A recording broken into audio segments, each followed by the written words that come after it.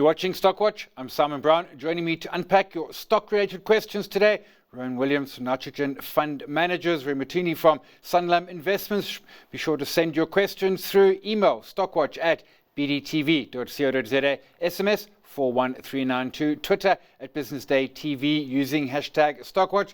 Gents, welcome to a 5-day work week. Roy, let's start with you. The big news over the weekend was probably the Berkshire Hathaway AGM. It usually is. Of course, that got a bit eclipsed by the news that Warren Buffett would be stepping down from Berkshire Hathaway after, 60 years and gazillions of percentages of gains. I mean, there's arguments that he made his money thanks to Apple. Whatever the case is, I mean, the man's a legend. And for me personally, I mean, I learned a ton from him. Mostly, keep it simple. No, absolutely. I think he's a very astute investor, stating the obvious, but his ability to communicate all these strategies that he's had to the ordinary person and bring investing into the mainstream stand out the most. And then the second thing was Greg Abel to be in this position where he was the vice chairman of the energy business, but we all knew at some stage he was going to succeed Buffett. But for it to be this seamless is another lesson that we've learned from him. That it's never about getting somebody new. Is you grow old with a person who you think is going to succeed you. Get a person who you think is cleverer than you, and when the time is right, everyone will accept that the time is right. Look, the thing is, when you're 95 and you're still deciding who's going to succeed you, that's a big thing.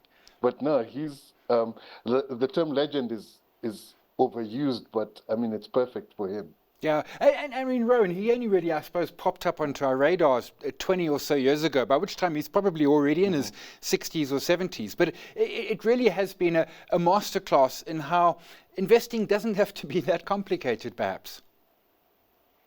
Yes, he summed it up to some extent. There was a quote from Amazon. They were asking him, your investing strategy seems simple, but why do other people not follow it? He says, well, it is clear. Most people don't want to get rich slowly. Yeah. And I think that's the key illustration, that it is years and years, decades of compounding. And if it's done correctly and consistently, will result in such magnificent performance and ultimately incredible wealth. So investing is a patient game, and it needs consistency as well. So consistency of thought, consistency of strategy, consistency of execution, and this is the outcome, which is, wonderful and very inspiring for all us investors out there. No, absolutely. I mean, and hopefully we could live to be 95. But I take your point. I think since he turned 60 or 65, 30 years ago, sort of 90% of that's when he's made 90% of his wealth. It's about that time. And around, as you say, that consistency. Let's move to the market. Rowan, I got the hard question for you. Someone messaged me earlier. The Astral update, it's the same as the February update. Why is the market hating on it? Yeah, so it's often you see this where the information actually to some extent has been pre-communicated, and then once the actual reality, I guess, of the information, sort of is reiterated or becomes clear, investors sell again. So it did look disappointing. I think it's sort of at the bottom end of the range. It seems like they've sort of managed their costs quite poorly, and they struggled to get the price increases that they were looking for. So I guess it's confirmation of poor results. Maybe people were being optimistic and thought it wouldn't be quite as bad as what they steered the market at in February, as you say. I guess disappointing nonetheless. And hopefully the chicken cycle turns with what look like very good bumper crops and lower input prices. But it shows what a tough industry it is. Roy, it is a tough industry. It's a deeply cyclical industry. I mean, is this a stock that you buy at the right time, or is it a stock that, and then obviously you have to exit at the right time, or is it one that, I don't know, you sort of wavered on by? I've always taken the latter option. It's just seemed easier for me. Look, the thing about it is it's a well-managed business as it stands. It's the biggest producer of broiler chicken, so to speak. They've just gone through a management transition, so that's another thing to keep in mind. And like you say, it's literally a commodity business. You're converting soy and maize into protein. And that depends on many things that are out of your control. The retailers who distribute your product tend to decide what price they're going to sell it at, and they tend to use it as a loss leader. So you're always on the back foot. You have to get efficiencies. You can't make a mistake. Every mistake you make will be punished by the market. So I think it's one that you have to get very, very cheap when you've got a view about the commodities and hold through. I think that's a long way of saying it's probably a low quality investment overall, despite the quality of management. Yeah, and they do usually in their results presentation show a chart of the maize price, and they show you that sweet spot. And I suppose that's largely what we wait for. A question coming through, excuse me, Roy, let's stay with you around Sasol. And the question is, with OPEC Plus now accelerating production increases starting in June and running through to November, Brent is under pressure. Surely Sasol's just going to further even lower. And the OPEC news over the weekend, surely more bad news for Sasol. Well, the thing is, a lot of it is in the price already. There's already the high correlation between the Sasol share price and the Rand oil price. That's going to remain low. There's the concern about where they've hedged some of their production. And there's also the concern about the amount of capex they have to put into the future. None of that has changed. So I think the way to look at it is you don't have a new catalyst to start going into this one. You probably have a catalyst that tells you stay on the sidelines and keep watching. Yeah. It is cheap, definitely, but it's low quality and its macro is totally against it. Rowan, that is the trick. Macros against it. I take Roy's point. Not much has changed. Is Sasol still a sit on the sidelines? Yeah, so it's a combination of difficult commodity cycle that they're in, and I think in terms of the medium-term outlook for oil and oil demand is muted. Substitution, maybe we have reached peak oil, and as prices come down, so you see the producers are actually producing more to sort of counteract that. And so it's a sort of a continuous spiral. And unless we see a significant supply shock, which I don't expect, I agree. I think it's a very challenging investment case as the operating environment gets more difficult. So it gets more difficult for them to operate, and then their flexibility is diminished substantially. So they're probably going to have to make it a smaller business in time, and maybe that's where some of the potential value unlock is. But until we see sort of clear developments of that, we would stay away at these levels. Yeah, I take your point. Perhaps it's a smaller business it needs. Let's move offshore. Question coming through around Microsoft. Used to be a boring company. Now, many cases, not strong results. Value in Microsoft? Rowan, stay with you for a sec. Yeah, so it shows you what a wonderful business that is. They've, to some extent, reinvented themselves to become more relevant to the IT demands of today, incorporating a significant amount of AI into their products and their services, and prescient sort of investments in that field. And they continue to deliver. LinkedIn, they're integrating a lot of AI into that offering as well. So I think it remains a core part of our everyday lives as consumers and users, as business users. And that doesn't look like it's going to change anytime soon. They look like they're on top of the AI revolution and boom. And so that's not making them less relevant, which you may be concerned about from other IT service providers. So as long as there's not like an all-out trade war that extends to services, which I think is highly impractical, they remain, I think, a compounder that is probably worth keeping in a portfolio. Yeah. Roy, I mean, they had that lost, 15 years or so post the dot-com boom. Price went almost nowhere. Right. New CEOs changed the business, and this is no longer just the Word and Excel business. It is a monster. So he saw cloud much earlier than his competitors, and he saw a way of capitalizing on cloud on the basis of Word and Excel and all of that, and then turned into subscription. So I was looking at one of the companies that's listed here, Bytes, and they are a resell of Microsoft. And one of the things they made very clear is every year, if Microsoft puts up their prices, they'll put them up. The client doesn't complain because Yeah. it's just core to their business. So they're part of the way people use IT, and they continue to invest. They continue to grow that dominant position. I agree with Rowan. This is one that compounds over time. It won't have the excitement of an Nvidia, but it's a compounder over time, very strong in its core markets. Yeah, 100%. I mean, I got an email, I think last week, my little family plan's going up 30%. I mean, what am I doing? I'm paying the 30%, right? Because I need the product. And I didn't even use Outlook. I'm on a Mac, but you're 100% right on that. A question came through. I took some profits on my gold miners when gold got to 3,500. Now a little bit weaker. They've come down a bunch. Preferred gold miner, local or offshore? Roy, who would be your preferred gold miner? I think Anglo Gold, but at the end of the day, they're all very similar, Yeah. to be honest. If you have a dramatic move in the gold price, they're all going to move. And remember, I think they've been outperforming the gold price since the beginning of this year, which is typically something that doesn't happen. So you're at that edge where there's a lot of excitement and excitement and momentum in them. So I would say there's no real difference. People like Panaf because it's a small, Yeah. it's small, it's very local and everything, but it does have its risks as well. So to be honest, it's much of a muchness would be where I would be.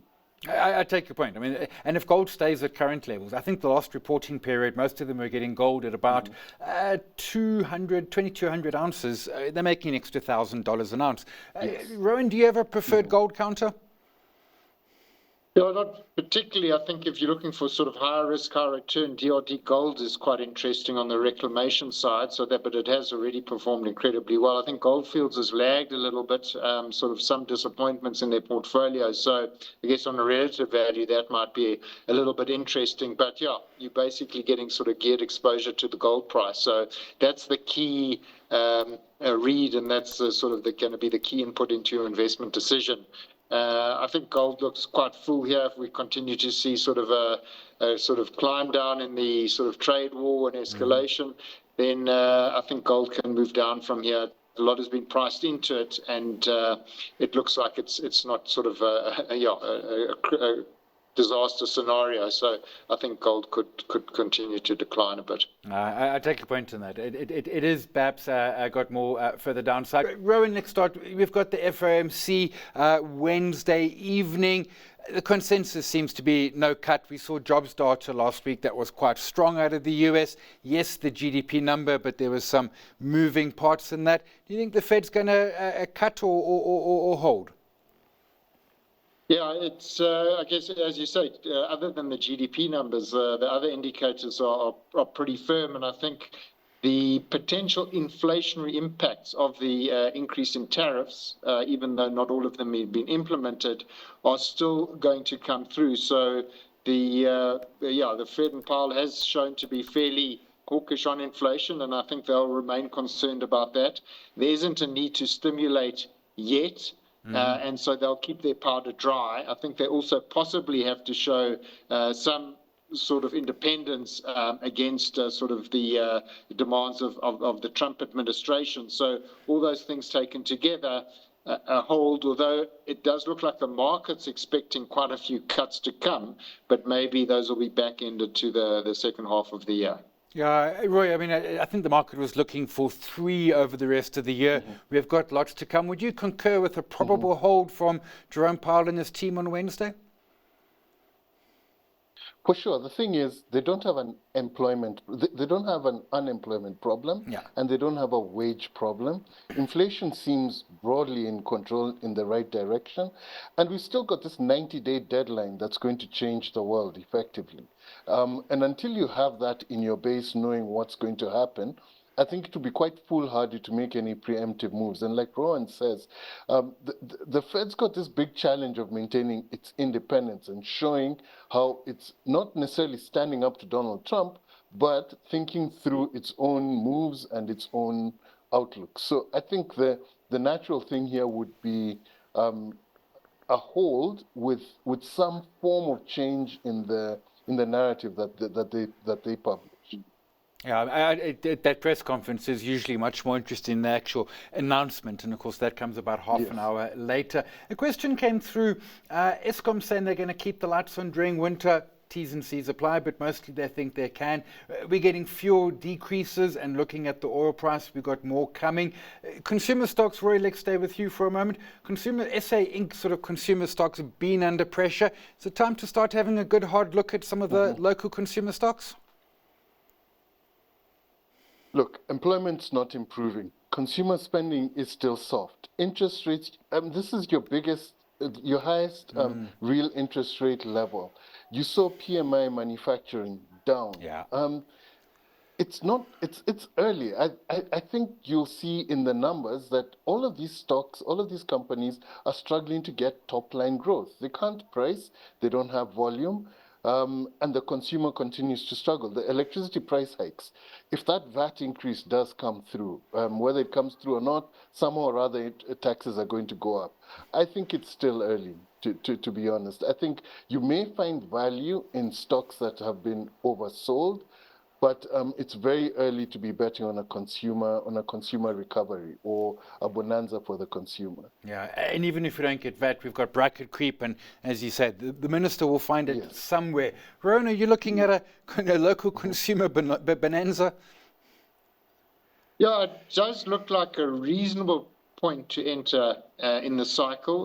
The expectations are fairly low, as we've said. The prices, share prices have come off. I think the consumer's not in a sort of a worse place. We've been speaking about sort of a rate outlook. We likely and hopefully will get a cut from the SARB at the end of the month. That'll alleviate some pressure.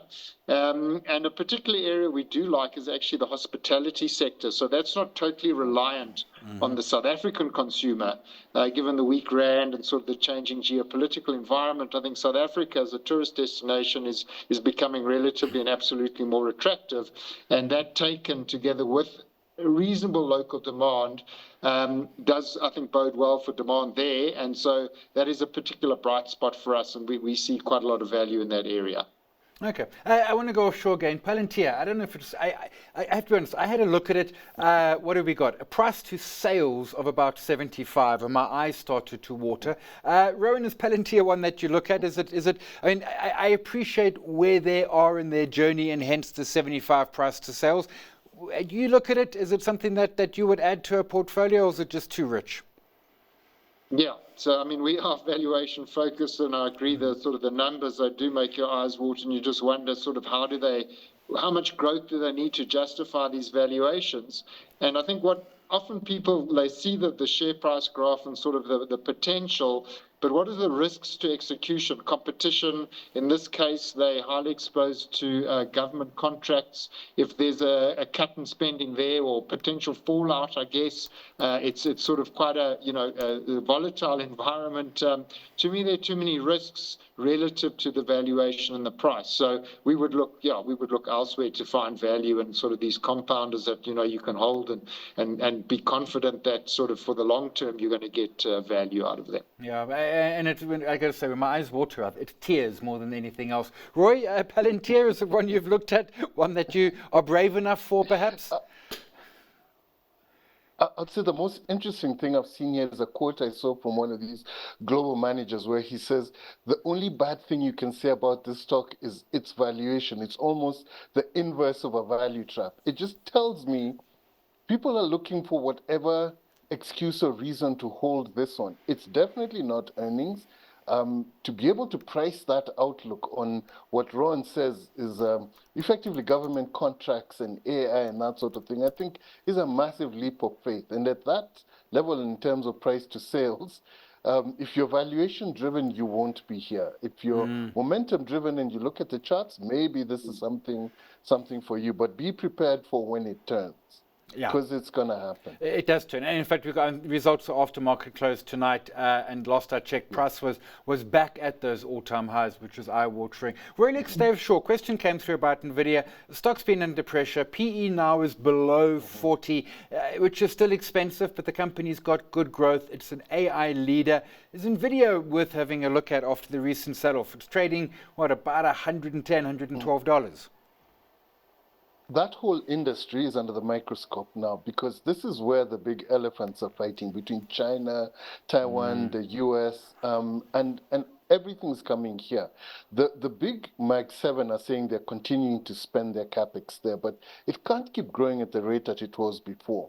So when you're valuation driven like we are, you look at a couple of things. Where are the gross margins? They've probably peaked. That's one thing.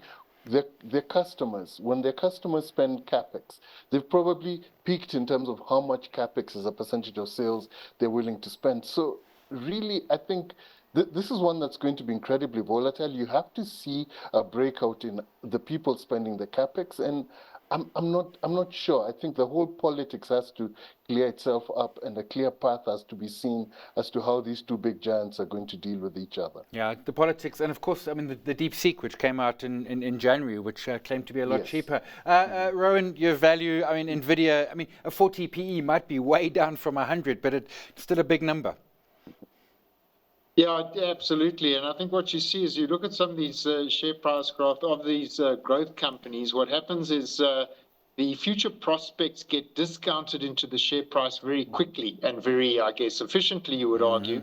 And so what you see is a lot of long periods of sideways movements as everything's discounted and really there's no more value to be had. So I think if you're looking sort of for value to play the AI investment theme, certainly you've got to look and be a bit more creative and do your homework.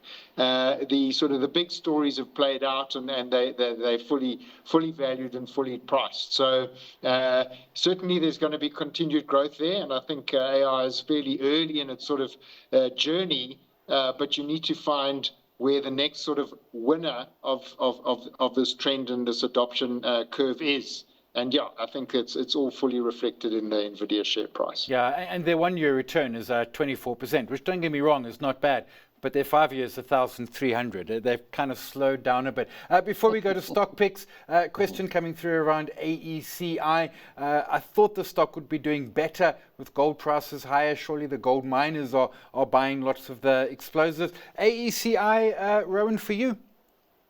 Yeah, it's an interesting one. They're going through quite a significant restructuring journey. So the management have put out fairly ambitious targets, both in terms of what they will achieve from the sale of certain non-core assets and then what the core EBITDA will be following that process. So I think you've got to back management for a turnaround around 3 years, and they have started the process. In terms of sort of demand for explosives, yes, there's gold, but some of the other commodities are fairly depressed. Yeah. So they don't only sell to gold miners, but platinum miners and other bulk commodity miners, which actually are not looking as exciting right now. So I think it's a reasonable investment over a three-year time horizon.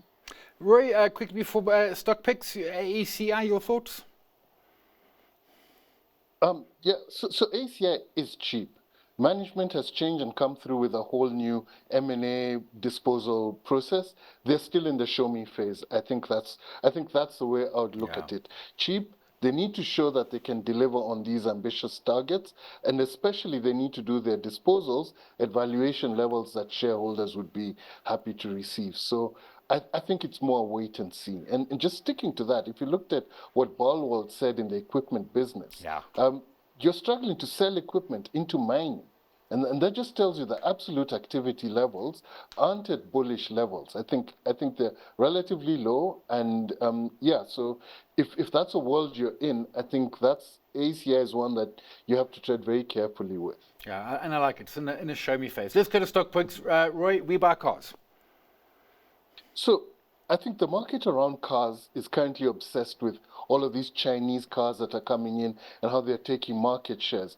We Buy Cars has nothing to do with all of that. In fact, they enjoy more variety so long as you can price these things. And what's happening is their market is actually growing. when you put together new and used vehicle markets, it's the used that's growing because people are keeping their cars a little bit longer or trading them. So I think this is one business that will see volume growth over the medium term as they invest in parking bays. I know everyone talks about the multiple and everything, but just remember there were new shares issued and everything. It's not as expensive as it looks. So I think this is one. There's very few companies that you can see growing volumes and earnings the way they are projected to grow over the next few years. So that's my stock pick for today. Yeah, and they can get that market share, which they should be able to do because they just make it a better experience. Rowan, African Rainbow Minerals. Yeah, so this is part of, I guess, the commodity story that we were talking about a little bit earlier. Yeah. It's really a sum of the parts play. They have a significant stake in Harmony, which now makes up around 50% of the net asset value of the group and the market cap, in fact. And then a number of key other bulk commodity assets and some platinum assets. So it's trading at a significant discount to the sum of its parts. We do think the parts of the commodity cycle are quite depressed, but we don't think the trade will be as bad as has been anticipated, and global growth will continue, which will improve the commodity cycle, and you're getting sort of value in the absolute basket of assets that they have at these levels. So it does look quite attractive here. We'll leave it all. That's the Stock Watch today. Thanks to our guests, Rowan Williams, Nitrogen Fund Managers, going with African Rainbow Minerals. Mutooni from Sanlam Investments, going with We Buy Cars. Up next, The Close. Stay watching.